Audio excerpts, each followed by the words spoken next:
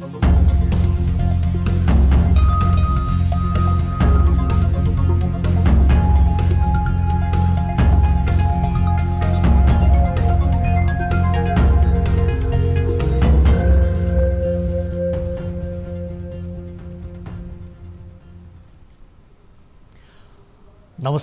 यो हो news 24 television prime time न्यूजमा स्वागत छ। निर्वाचन आयोगले नेपाल कम्युनिस्ट पार्टी नेकपाको आधिकारिकता विवादमाथि छानबिन थालेको छ। यस क्रममा आयोगले आइतबार दुवै पक्षलाई पत्र पठाउँदा प्रधानमन्त्री केपी शर्मा ओली पक्षलाई जानकारी मात्रै दिएको छ भने पुष्पकमल दाहाल प्रचण्ड र माधव कुमार नेपाल पक्षलाई 7 दिनको म्याद दिएको छ। आयोगको यो शैलीलाई लिएर प्रचण्ड नेपाल पक्षले शङ्काको सुविधा पाएको चर्चा नेपालको राजनैतिक वृत्तमा हुन थालेको छ। दुवै नेकपा नाम र घाममा अर्थात् चुनाव चिन्ह सूर्यमा दावी गरिरहेका छन् र आफू नै आधिकारिक भएको भन्ने दावी पनि दुवै पक्षको छ। विभाजनपछि एउटा नेकपा सत्तामा छ भने अर्को पक्ष सडकमा आइपुगेको छ। विभाजित भएपछि दुवै नेकपाले संवैधानिक निकाय र अङ्गहरूमाथि आफू अनुकूल भाषा प्रयोग गर्दै विवादमा ल्याउने प्रयास जारी राखेका छन्। आयोगले निर्णय निश्चय नै निष्पक्ष गर्नेछ, तर आयोगको निर्णयलाई नाम र घाम नपाउने पक्षले विवादमा तान्ने पनि निश्चित नै छ। अब प्राइम टाइम न्यूजका हेडलाइन्स। नेकपाको आधिकारिकता विवादबारे निर्वाचन आयोगको दुई पक्षलाई छुट्टा छुट्टै पत्र। ओली पक्षलाई जानकारी मात्र दिँदा प्रचण्ड पक्षलाई 7 दिनको म्याद। उहाँहरूले पेश गर्नुभएको पत्रको सन्दर्भमा पत्रचार गरिएको छ। प्रतिनिधि सभा विघटनको विरोधमा कांग्रेसले कसैसँग सहकार्य नगर्ने, एक्लै आन्दोलनमा जाने निर्णय। पुस 25 गतेदेखिको आन्दोलनका कार्यक्रम घोषणा। 753 वटा गाउँ नगरपालिकाहरूमा विरोध प्रदर्शनको लागि। संसद पुनर्स्थापना गर्न नमिल्ने भन्दै सर्वोच्च अदालतमा प्रधानमन्त्रीको लिखित जवाफ। सभामुखले पठाएको जवाफमा संसद विघटन असंवैधानिक रहेको उल्लेख।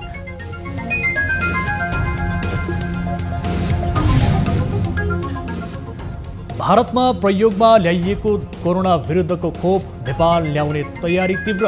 खोपको 2 डोज नेपाल सरकारलाई 600 रुपैयाँमा उपलब्ध गराइने। नेपाललाई चाहिँ उपलब्ध गराउने छौं भनेर भनेका छन्। र नेपाल सहित विश्वभर पानीचराको गणना सुरु। सिमसार क्षेत्रको संकुचन र खेतमा विषादी प्रयोग गर्नाले पानीचराहरूको घाँस बासमा जोखिम थपिँदै। गणना गर्नुको उद्देश्यहरू भनेको हाम्रो सिमसारहरूको अवस्था कस्तो छ।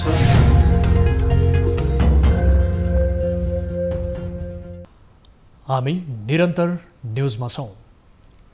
प्रधानमन्त्री केपी शर्मा ओलीले तोकिएको चुनाव वैशाख महिनामा नै हुने दावी गर्नुभएको छ। उहाँले विघटित प्रतिनिधि सभा पुनर्स्थापना नहुने ठोकुवा पनि गर्नुभएको छ।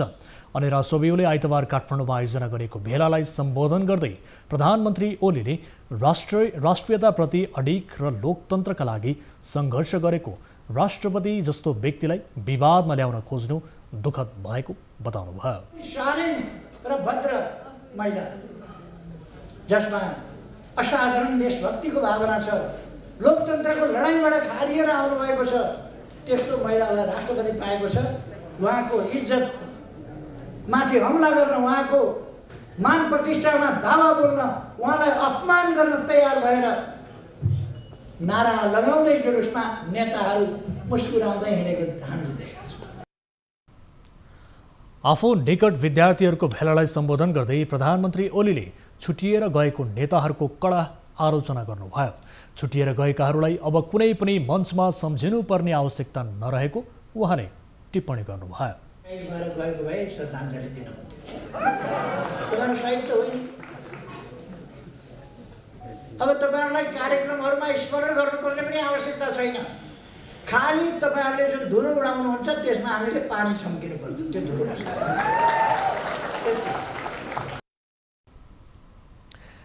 निर्वाचन आयोगले निर्वाचनको तयारी अगाडि बढाइसकेको भन्दै प्रधानमन्त्री ओलीले विद्यार्थी र कार्यकर्ताहरूलाई निर्वाचनका लागि तयार हुन निर्देशन दिनुभयो।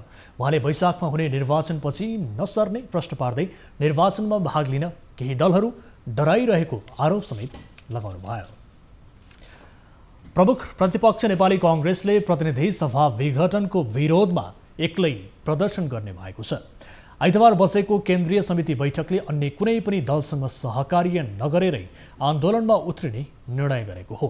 यसअघि कांग्रेसले पटक पटक अन्य दलहरूबाट धोका पाएको भन्दै लोकतन्त्रका लागि एक्लै आन्दोलन गर्ने प्रवक्ता विश्वप्रकाश शर्माले जानकारी दिनुभयो। बैठकले विघटन विरुद्ध दोस्रो चरणको आन्दोलन घोषणा गरेको छ।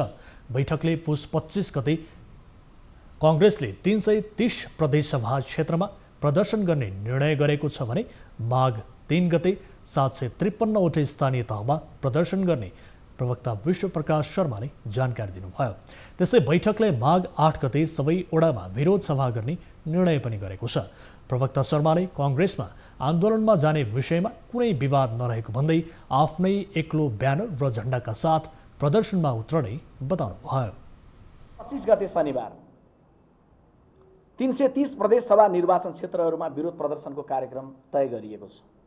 संसद विघटनको असंवैधानिक कदमको विरुद्धमा हामीले गर्ने कार्यक्रम माघको 3 गते शनिबार 753 वटा गाउँ नगरपालिकाहरूमा विरोध प्रदर्शनको लागि कार्यक्रम निर्धारित गरिएको छ। बैठकले पार्टीको क्रियाशील सदस्यता बुझाउने मिति माघको मसान्तसम्म तोकेको प्रवक्ता शर्माले जानकारी दिनुभयो। कांग्रेसले भातृ तथा शुभेच्छुक संस्था र जिल्ला कार्य समितिहरूलाई पनि केन्द्रको कार्यक्रमसँग नजुट्ने गरी सडक सङ्घर्षका कार्यक्रम गर्न निर्देशन दिएको छ। प्रतिनिधि सभा विघटन सम्बन्धी मुद्दामा राष्ट्रपति, प्रधानमन्त्री तथा सभामुखले सर्वोच्च अदालतको संवैधानिक इजलासमा लिखित जवाफ बुझाएका छन्। आइतबार अन्तिम दिन लिखित जवाफ पेश गरेका हुन्। प्रधानमन्त्री केपी शर्मा ओलीले संवैधानिक इजलासमा संसद पुनर्स्थापना हुन नसक्ने जवाफ दिएको बताइएको छ। राजधानीमा आइतबार आयोजित एक कार्यक्रममा प्रधानमन्त्री ओलीले आफूले संवैधानिक व्यवस्था अनुसार नै प्रतिनिधि सभा विघटन गरेको जिकिर गर्दै अब पुनर्स्थापना हुन नसक्ने स्पष्ट जवाफ पेश गरेको जानकारी दिनुभयो। यस्तै सभामुख र राष्ट्रपतिले प्रतिनिधि सभा विघटनबारे सर्वोच्चको संवैधानिक इजलासले सोधेको कारणको जवाफ दिनुभएको छ। सभामुख अग्नि सापकोटाले लिखित जवाफ दिँदै प्रधानमन्त्रीलाई प्रतिनिधि सभा विघटनको अधिकार नभएको उल्लेख गर्नुभएको उहाँको सचिवालयले जानकारी दिएको छ। प्रधानमन्त्रीले संविधानको भावना विपरीत विघटन गरेको उहाँको जवाफमा उल्लेख छ। सर्वोच्च अदालतले संवैधानिक इजलासले पुस 19 गते भित्र राष्ट्रपति कार्यालय, प्रधानमन्त्री तथा मन्त्री परिषदको कार्यालय र संसद सचिवालयलाई प्रतिनिधि सभा विघटनसँग सम्बन्धित कागजात बुझाउन र कारणबारे प्रश्न पार्न कारण देखाऊ आदेश जारी गरेको थियो। पुस 10 गतेको संवैधानिक इजलासले नेपाल बार एसोसिएसन र सर्वोच्च बार एसोसिएसनसँग एमिकस क्युरीका लागि क्रमशः 3 र 2 जना कानुनविदको नाम मागेको थियो।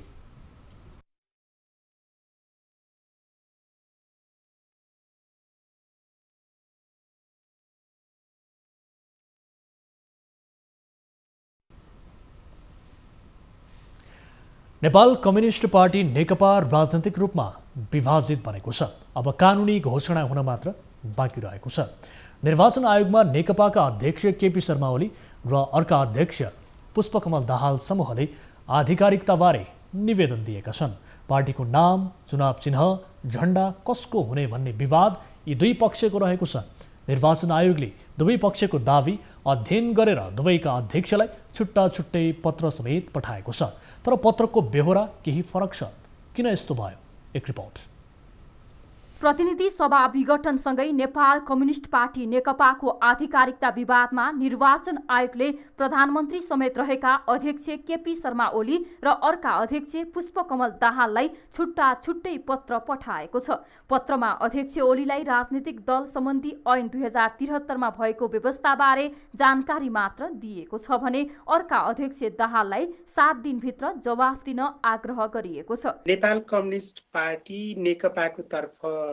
नेकपाको दुई पक्षबाट निर्वाचन आयोगमा केही केन्द्रीय समितिको निर्णयहरू सहितको पत्रहरू प्राप्त भएको सन्दर्भमा दुवै पक्षलाई निर्वाचन आयोगले अस्ति शुक्रबार राजनीतिक दल सम्बन्धी ऐनको दफा 44 बमोजिम को विषय उल्लेख गरेर उहाँहरूले पेश गर्नुभएको पत्रको सन्दर्भमा पत्रचार गरिएको छ। एउटै मुद्दामा दुवै पक्षलाई फरक फरक पत्र किन? यति बेला कतिपयले शंकाको दृष्टिकोणले हेरेका छन्। निर्वाचन आयोगले राजनीतिक दल सम्बन्धी ऐन 2073 को परिच्छेद 9 मा दलको मान्यता सम्बन्धी विवादको निरूपणको व्यवस्था रहेको छ। यही व्यवस्था अनुसार आयोगले दुवै पक्षलाई पत्र पठाएको हो। दाहाल नेपाल समूहलाई पठाएको पत्रमा प्रक्रिया प्रारम्भ गर्ने सम्बन्धमा 7 दिनभित्र आयोगलाई जवाफ दिएर सहयोग गर्न भनिएको छ। उता ओलीलाई पठाएको पत्रमा भने राजनीतिक दल सम्बन्धी ऐन 2073 को दफा 43 बारे जानकारी गराउने आयोगको निर्णय रहेको मात्र उल्लेख गरिएको छ। ऐनको परिच्छेद 9 को दफा 43 ले 2 वा 2 भन्दा बढी दलबीच नाम चिन्ह लगायतका विषयमा विवाद उत्पन्न भएमा विवादको निरूपण आयोगले गर्ने उल्लेख छ। त्यसैगरी दफा 44 मा दलको नाम, छाप, झण्डा वा चिन्ह बारे विवाद भएमा वा दाबी गर्ने दलले र दलको पदाधिकारी, केन्द्रीय समिति वा केन्द्रीय समितिको निर्णयको विवाद भएमा आधिकारिकता दाबी गर्नेले दलको 40% केन्द्रीय सदस्यले विवाद प्रारम्भ भएको 30 दिनभित्र आयोगमा प्रमाण पेश गर्नुपर्ने उल्लेख छ। त्यही दफाको उपदफा 6 मा उपदफा 1 अनुसार दाबी पेश गर्नु अघि दलका तर्फबाट आयोगमा पेश भएको केन्द्रीय समितिका पदाधिकारी र सदस्यहरू मध्ये जुन पक्षसँग बहुमत छ त्यो पक्षलाई विवाद निरूपण हुनु अघिको दलको हैसियतमा मान्यता दिई अर्को पक्षलाई छुट्टै राजनीतिक दलको मान्यता दिई दर्ता गर्न सक्ने व्यवस्था छ। क्यामेरामा कान्छा डङ्गोलका साथ टिभी जर्नलिस्ट रिया भण्डारी, काठमाडौँ। नेपालमा आइतबार थप 421 जनामा कोरोना भाइरसको संक्रमण पुष्टि भएको छ। देशका विभिन्न स्थानमा गरिएको 5800 परीक्षणका क्रममा 421 जनामा कोरोना देखिएको स्वास्थ्य मन्त्रालयका प्रवक्ता डाक्टर जगेश्वर गौतमले जानकारी दिनुभयो। त्यस्तै उपत्यकामा थप 197 जनामा संक्रमण पुष्टि भएको छ। मन्त्रालयका अनुसार काठमाडौँमा 160, भक्तपुरमा 11 र ललितपुरमा 26 संक्रमित भेटिएका हुन्। यो सँगै नेपालमा कोरोना संक्रमितको संख्या 2,61,859 पुगेको छ। त्यस्तै थप 637 जना संक्रमण मुक्त भएका छन्। यो सँगै नेपालमा कोरोना मुक्त हुनेको संख्या 2,54,494 पुगेको छ। नेपालमा कोरोनाका कारण थप 8 जनाको मृत्यु भएको छ भने हालसम्म 1,878 जनाको कोरोनाका कारण ज्यान गएको छ। मन्त्रालयका अनुसार नेपालमा हाल 5,487 जना आइसोलेसनमा छन् भने 367 जना क्वारेन्टिनमा छन्। हालसम्म 19,48,502 जनाको PCR विधिबाट परीक्षण भएको छ। कोभिड-19 सङ्कट व्यवस्थापन केन्द्र निर्देशक समितिले संक्रमण उच्च भएका देशबाट आउने नागरिकलाई अनिवार्य क्वारेन्टिनमा राख्न सिफारिस गरेको छ। सिंहदरबारमा आइतबार बसेको बैठकले केही देशमा पुनः कोरोना संक्रमितको दर बढ्दै गएको भन्दै ती देशबाट नेपाल भित्रने नागरिकलाई 10 दिनसम्म क्वारेन्टिनमा राख्ने व्यवस्था मिलाउन मन्त्री परिषद समक्ष सिफारिस गर्ने निर्णय गरेको हो। बैठकले तेस्रो मुलुकबाट नेपाल आउने नागरिकलाई अनलाइन फारम भर्ने व्यवस्थालाई प्रभावकारी बनाउन पर्यटन मन्त्रालयलाई निर्देशन दिएको छ। कोरोना महामारीपछि विभिन्न क्षेत्रमा रोक लगाइएकोमा केही क्षेत्रलाई खुला गर्न सिफारिस गर्ने निर्णय पनि गरिएको छ। कम हुँदै गएको मृत्युको सङ्ख्याहरू अलिकति कम हुँदै गएको अवस्था देखिएको भए तापनि संयुक्त अधिराज्य बेलायत लगायत विभिन्न 20-22 वटा मुलुकहरूमा यो सङ्क्रमण दर उच्च भएको भाइरस देखिएको हुनाले र धेरै जसो मुलुकहरूमा त्यो पत्ता लागेको हुनाले त्यसबाट हामी नियन्त्रण गर्न जोगिनको लागि थप काम कारबाहीहरू गर्नुपर्ने भन्ने निर्णय भएको छ। त्यस्तै कोरोना संक्रमण कम हुँदा नागरिकमा सुरक्षा सचेतना कम देखिएकाले स्वास्थ्य सुरक्षा मापदण्डलाई कडाइका साथ पालना गराउन र कारबाही गर्न समेत जिल्ला सङ्कट व्यवस्थापन केन्द्रलाई निर्देशन दिने निर्णय बैठकले गरेको छ। भारतमा कोरोना विरुद्धको 2वटा खोपलाई आपतकालीन प्रयोगका लागि अनुमति दिइएको छ। भारतको औषधि नियामक संस्था drugs controller general of India DCGI ले अक्सफोर्डको खोप कोभिडसिल्ड र भारतमै उत्पादन भएको बायोटेक कोभ्याक्सिनलाई आपतकालीन प्रयोगका लागि अनुमति दिएको हो। भारतमा अनुमति पाएको कोभिडसिल्ड खोपलाई नेपाल ल्याउने तयारी पनि तीव्र पारिएको छ। एक रिपोर्ट।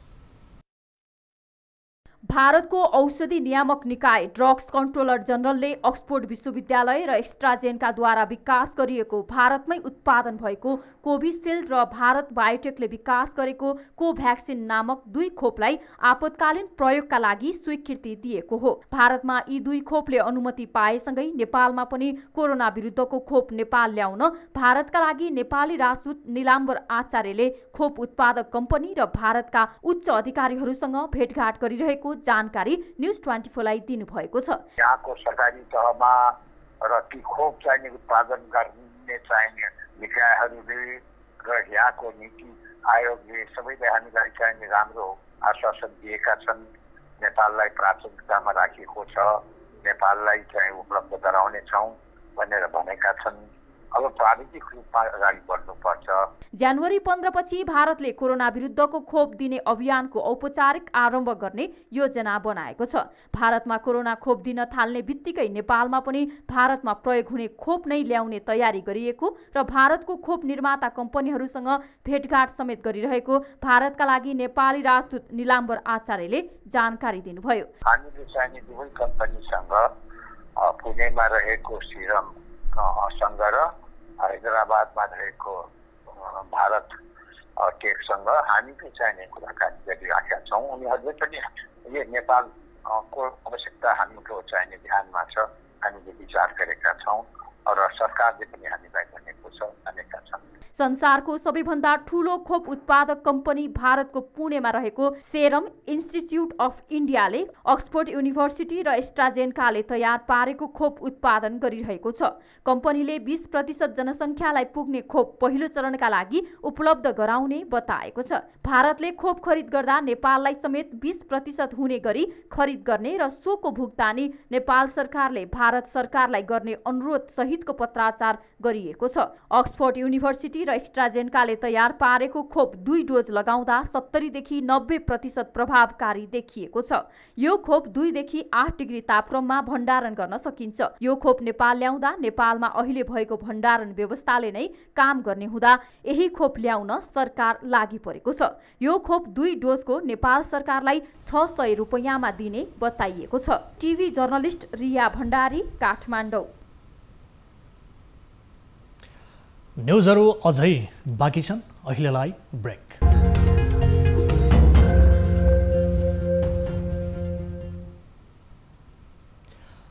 हामी निरन्तर न्युजमा छौँ। नेपालमा पानी चराको गणना शनिबारबाट सुरु भएको छ। मध्य हिउँदमा पानी र सिमसार क्षेत्रमा पाइने चराको अवस्था पत्ता लगाई संरक्षणमा सहयोग पुर्याउन गणना गरिएको हो। एक रिपोर्ट। चरा संरक्षणमा काम गर्ने पंक्षी संरक्षण संघ लगायत देशका विभिन्न ठाउँमा क्रियाशील संस्था संलग्न छन्। नेपाल सहित विश्वभर एकैपटक जलपंक्षी गणना भइरहेको हो। शनिबार पहिलो दिन काठमाडौँको बागमती नदी र टौडहा पोखरीमा चराविद र नेचर गाइडले गणना थालेको पानी चरा गणना नेपालका संयोजक वरिष्ठ चराविद डाक्टर हेमसागर बरालले जानकारी दिनुभयो। त्यस्तै कोशीका दर्जन बढी ठाउँ र पोखराका 10 ठाउँ गणना हुनेछ। शुक्लाफाँटाका 6 ठाउँ र बर्दियाको 3 ठाउँमा गणना गरिनेछ। पानी चरा पाइने क्षेत्रहरू छुट्याएर पंक्षी संरक्षणमा क्रियाशील संस्थालाई गणनाका लागि जिम्मेवारी दिएको छ। यसका लागि 350 बढी चराविद, नेचर गाइड र स्वयंसेवी परिचालन हुनेछन्। विश्व सिमसार क्षेत्रमा सूचीकृत जगदीशपुर, 20,000 र घोडाघोडी तालमा गणना गरिनेछ। लुम्बिनी क्षेत्र, सौराहा, बर्दिया, राप्ती नदी र नवलपरासी लगायतका ठाउँमा पनि पानी चराको गणना गरिनेछ। नदी, सिमसार, ताल र पोखरी गरी 50 बढी ठाउँमा गणना गर्ने लक्ष्य लिएको छ। चराका लागि महत्त्वपूर्ण सिमसारहरू जुन छन् नेपालका तराईमा अवस्थित, त्यस्तै काठमाडौँ उपत्यका र पोखरा उपत्यका, त्यहाँ रहेका लगभग सबै सिमसारहरू हामी कभर गर्छौँ। र यो गणना गर्नुको उद्देश्यहरू भनेको हाम्रो सिमसारहरूको अवस्था कस्तो छ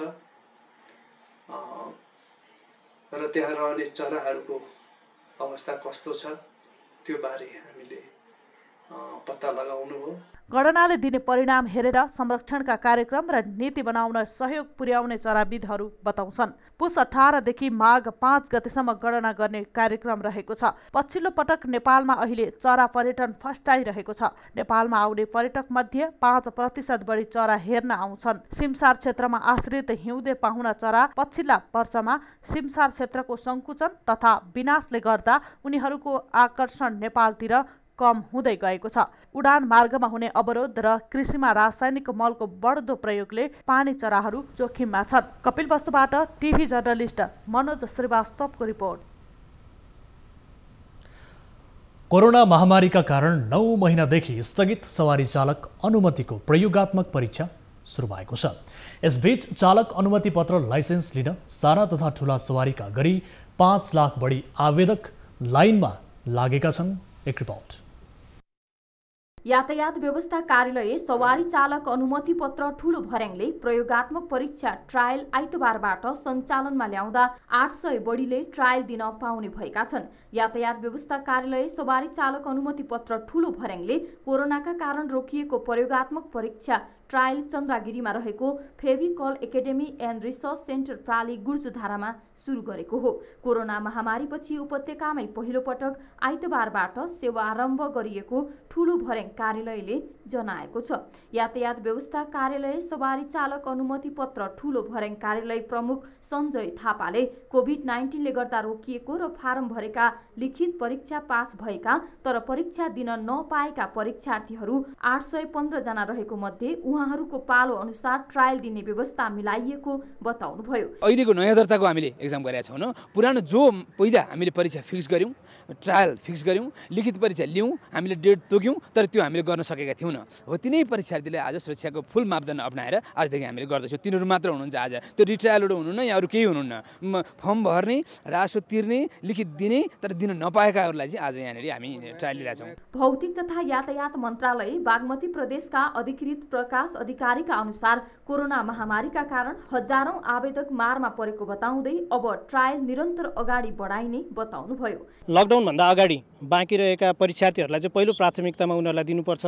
सूचना निकालेर त्यसलाई सूचनालाई बुस्ट गर्नुहोस् है भनेर हामीले पत्रचार गरेका थियौँ कार्यालयहरूमा र धेरै कार्यालयहरूले आज यहाँ पहिलोचोटि यहाँ भयो, हेटौडामा पनि आज सँगसँगै सुरु भइरहेको छ र अन्य कार्यालयहरूले भोलिबाट फेरि ट्रायल अगाडिका जुन बाँकी रहेका ट्रायलहरू सञ्चालन गर्ने तर्खरमा छ। यातायात व्यवस्था विभागले उपत्यकामा 4 सहित देशभर 17 कार्यालयबाट अनुमति पत्र वितरण नवीकरण गर्दै आएको छ। कोरोना महामारीका कारण देशभर नै ट्रायल बन्द गरिएको थियो।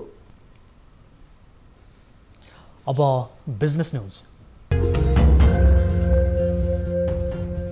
राजस्व अनुसन्धान विभागले झुट्टा तथा नक्कली भ्याट बिल प्रयोग गरी राजस्व छली गर्ने 28 जना विरुद्ध 1 अर्ब 32 करोड बिगो माग दाबी गरी उच्च अदालत पाटनमा मुद्दा दायर गरेको हो। विभागले मोहन ट्रेड इन्टरनेसनल लगायतका विभिन्न 26 वटा फर्मका 28 जना सञ्चालक विरुद्ध पुस 17 गते मुद्दा दायर गरेको हो। विभिन्न व्यापारिक फर्महरूले कमजोर आर्थिक अवस्था भएका व्यक्तिको नाममा दर्ता गरी उक्त सबै फर्मको बैंक खाता सञ्चालन गरी विभिन्न फर्महरूको नाममा झुटा तथा नक्कली बिल बिजक जारी गरी कर छली गरेको विभागको दाबी छ।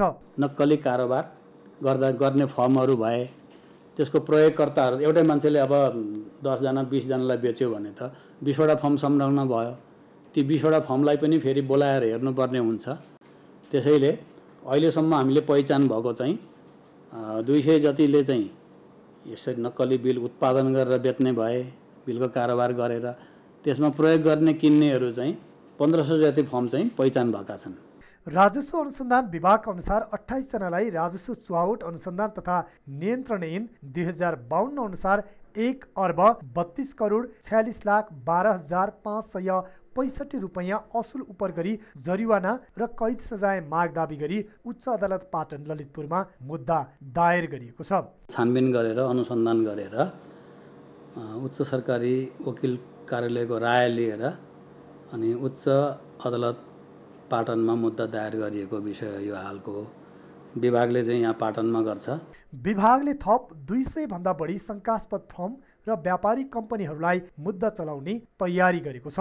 राजस्वले कर छली गर्ने कम्पनी विरुद्ध राजस्व चुहावट अनुसन्धान तथा नियन्त्रण ऐन 2052 अनुसार 43 करोड 81,80,378 भ्याट, 86 करोड 56,01,758 आयकर र 2 करोड 8,30,402 रुपैयाँ लाभांश कर गरी कुल 1 अर्ब 32 करोड 46,52,565 रुपैयाँ राजस्व चुहावट गरेको ठहर गरेको छ।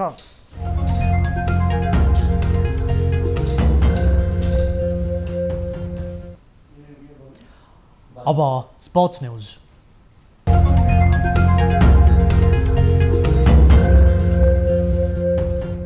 प्रदेश एकले प्रधानमन्त्री कप राष्ट्रिय महिला क्रिकेट प्रतियोगिताको उपाधि जितेको छ। आइतबार भएको प्रतियोगिताको फाइनल खेलमा साविकको विजेता समेत रहेको विभागीय टोली एफएफलाई 6 रनले पराजित गर्दै प्रदेश एकले पहिलो पटक उपाधि उचालेको हो। प्रदेश एकले प्रस्तुत गरेको 106 रनको विजयी लक्ष्यलाई पछ्याउँदै जवाफी ब्याटिङ गरेको एफएफ निर्धारित 20 ओभरमा 7 विकेट गुमाएर 79 रनमा सीमित हुन पुगेपछि प्रदेश एकलाई उपाधि उचाल्न पर्याप्त बन्यो। एफएफका लागि ममता चौधरीले सर्वाधिक 34 रनको योगदान गरिन्। यस्तै करुणा भण्डारीले अविजित रहँदै 26 रन बनाइन्। यता बलिङतर्फ प्रदेश एकका लागि कप्तान रुबिना छेत्री र अलिसा खडियाले समान 2-2 विकेट लिए। साथै सङ्गीता राईले 1 विकेट हात पारिन्। त्यसअघि दाङको देउखुरी क्रिकेट मैदानमा टस जितेर पहिले ब्याटिङ गरेको प्रदेश एकले निर्धारित 20 ओभर पुरै खेल्दै मात्र 4 विकेट गुमाएर 105 रन बनाएको थियो। टिमले बलियो योगफल बनाउने क्रममा उसका लागि ओपनर ब्याट्सम्यान अप्सरी बेगम र कप्तान रुबिना छेत्रीले शानदार सुरुवात दिलाएका थिए।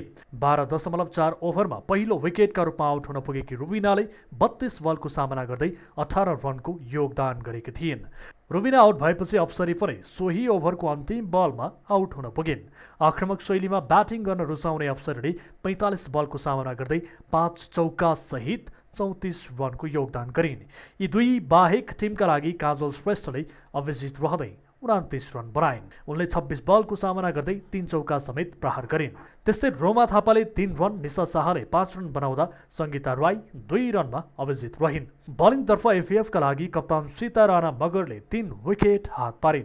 आफ्नो स्पेलको 4 ओभर पुरै बलिङ गरेकी उनले उक्त विकेट लिने क्रममा 17 रन खर्चिएकी थिइन्। त्यस्तै करुणा भण्डारीले 1 विकेट लिएकी थिइन्। उपाधिसँगै प्रदेश एकले नगद 5 लाख प्राप्त गर्दा उपविजेता बनेको एफएफले 3 लाखमा चित्त बुझाएको छ। प्रतियोगिताको सर्वोत्कृष्ट खेलाडी प्रदेश एककी सङ्गीता राई बनेकी छन्। सेमिफाइनलसम्मको प्रदर्शनका आधारमा दिइएको उत्कृष्ट खेलाडीको अवार्डमा सङ्गीता सर्वोत्कृष्ट खेलाडी बनिन्। उनी समूह चरणको खेलमा 2 पटक प्लेयर अफ द म्याच समेत बनेकी थिइन्। प्रतियोगितामा उनले 10 विकेट लिनुका मुख्य खेलमा उत्कृष्ट प्रदर्शन गरेकी थिइन्। प्रतियोगितामा उनले 10 विकेट लिनुका साथै उत्कृष्ट प्रदर्शन गरेकी थिइन्। उपाधिसँगै उनले 21,000 रुपैयाँ प्राप्त गरिन्।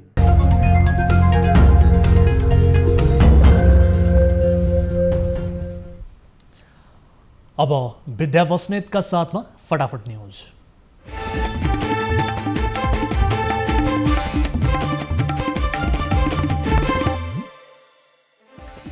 नेकपाको आधिकारिक विवादबारे निर्वाचन आयोगको 2 पक्षलाई छुट्टा छुट्टै पत्र। ओली पक्षलाई जानकारी मात्र दिँदा प्रचण्ड पक्षलाई 7 दिनको म्याद। प्रतिनिधि सभाको पुनर्स्थापनाको सपना नदेख्न प्रधानमन्त्री ओलीको दलका नेताहरूलाई आग्रह। वैशाखमा घोषित चुनाव पछि नसर्ने ओलीको दाबी।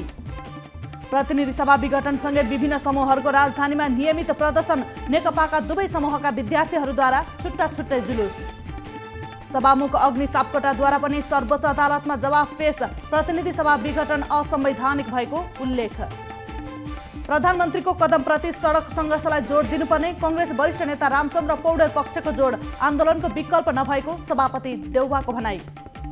संक्रमित भन्दा निको हुनेको सङ्ख्या नै बढी। 5,800 को परीक्षण गर्दा 421 जनामा कोरोना पुष्टि, 637 जना संक्रमण मुक्त। कोरोना मुक्त हुनेको सङ्ख्या 2,54,494 पुग्यो।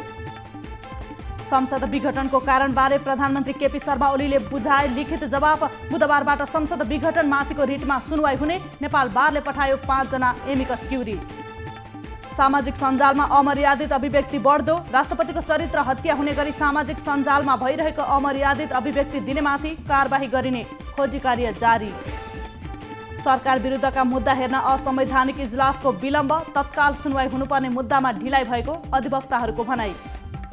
संक्रमण उच्च भएको देशबाट आउने नागरिकलाई अनिवार्य क्वारेन्टिनमा राख्न सीसीएमसीको सिफारिस, कम्तीमा 10 दिन क्वारेन्टिनमा राख्न सुझाव।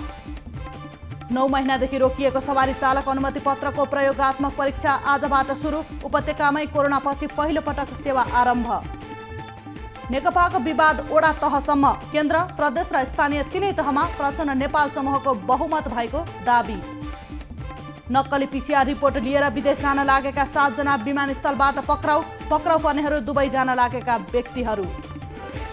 बिचौलियाहरूलाई कार्यालय हाताभित्र प्रवेशमा रोक लगाएसँगै बिचौलिया विहीन बन्यो इलाम मालपोत कार्यालय, सेवाग्राहीलाई काम गर्न सहज।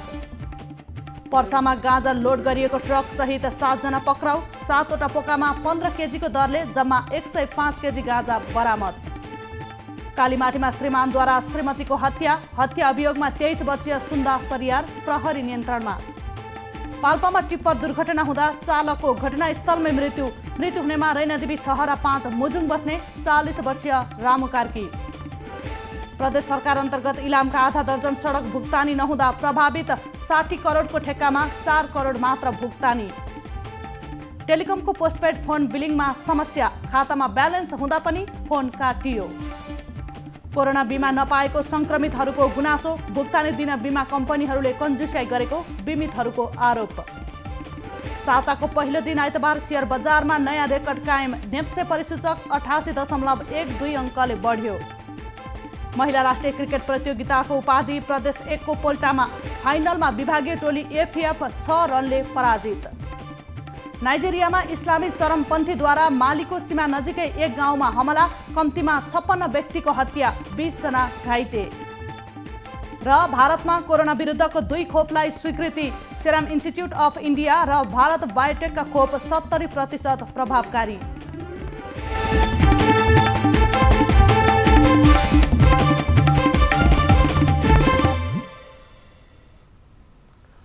अब एउटा रोचक प्रसङ्ग।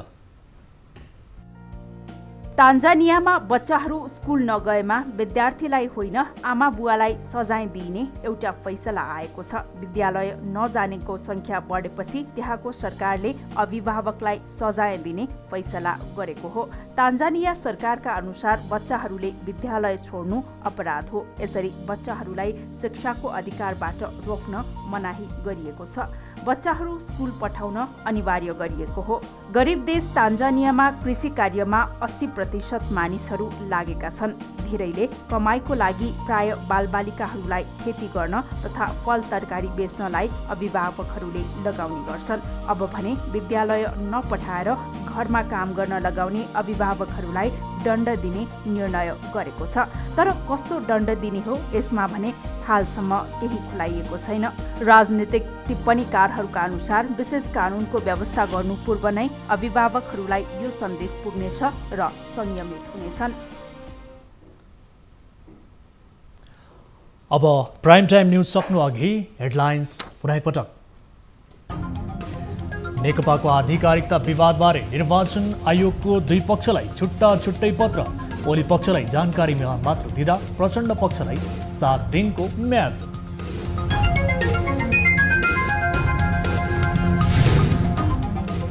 प्रतिनिधि सभा विघटनको विरोधमा कांग्रेसले कसैसँग सहकार्य नगर्ने, एक्लै आन्दोलनमा जाने निर्णय।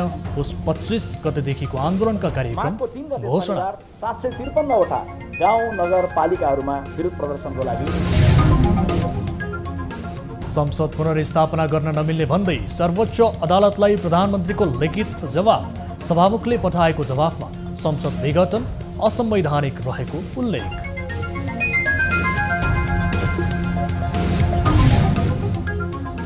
भारतमा प्रयोगमा ल्याइएको कोरोना विरुद्धको 2 खोप नेपाल ल्याउने तयारी तीव्र। खोपको 2 डोज नेपाल सरकारलाई 600 रुपैयाँमा उपलब्ध गराइने। नेपाललाई चाहिँ उपलब्ध गराउने छौं भनेर भनेका छन्। र नेपाल सहित विश्वभर पानी चराको गणना सुरु। सिमसार क्षेत्रको संकुचन र खेतमा विषादी प्रयोग गर्नाले पानी चराहरूको गाँसबासमा जोखिम थपिँदै। उद्देश्यहरू भनेको हाम्रो सिमसारहरूको अवस्था कस्तो छ।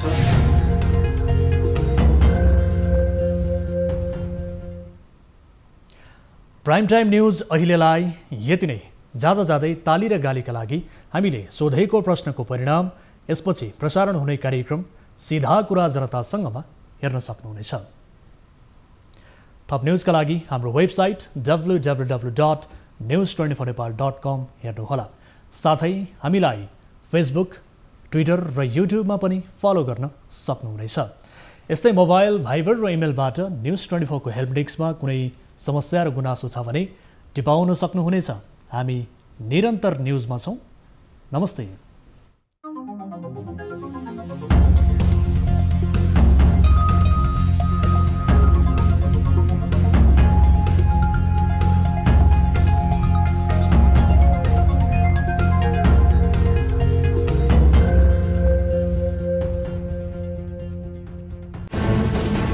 कोरोनाले सृजना गरेको सङ्कटमा पल पलका न्युज अपडेट र हर क्षेत्रको कभरेजका लागि न्युज 24 नेपाल युट्युब च्यानललाई सब्स्क्राइब गर्नुहोला।